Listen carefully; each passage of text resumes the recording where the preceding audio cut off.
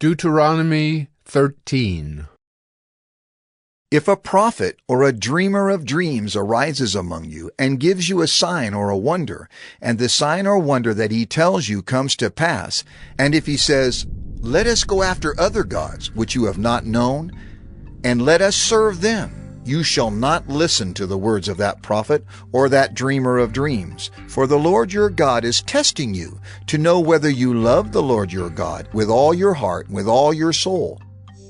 You shall walk after the Lord your God and fear him and keep his commandments and obey his voice, and you shall serve him and hold fast to him. But that prophet or that dreamer of dreams shall be put to death, because he has taught rebellion against the Lord your God, who brought you out of the land of Egypt and redeemed you out of the house of slavery, to make you leave the way in which the Lord your God commanded you to walk. So you shall purge the evil from your midst.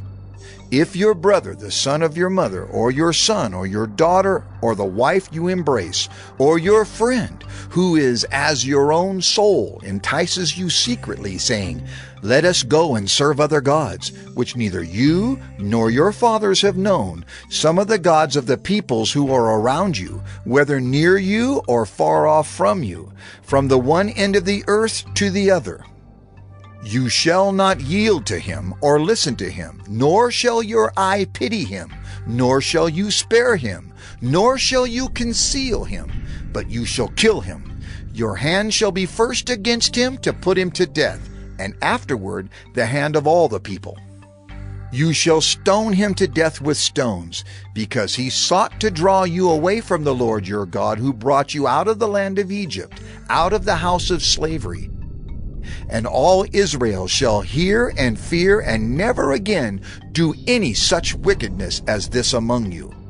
If you hear in one of your cities, which the Lord your God is giving you to dwell there, that certain worthless fellows have gone out among you and have drawn away the inhabitants of their city, saying, "Let us go and serve other gods," which you have not known, then you shall inquire and make search and ask diligently, and behold, if it be true and certain that such an abomination has been done among you, you shall surely put the inhabitants of that city to the sword, devoting it to destruction, all who are in it and its cattle, with the edge of the sword. You shall gather all its spoil into the midst of its open square, and burn the city and all its spoil with fire, as a whole burnt offering to the Lord your God.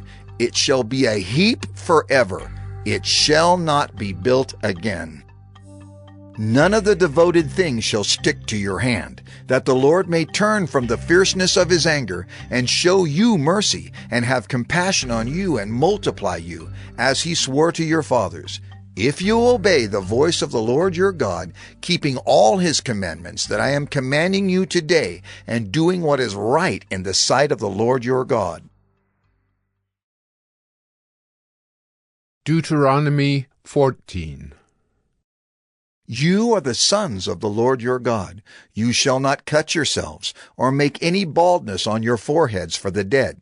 For you are a people holy to the Lord your God, and the Lord has chosen you to be a people for his treasured possession, out of all the peoples who are on the face of the earth. You shall not eat any abomination.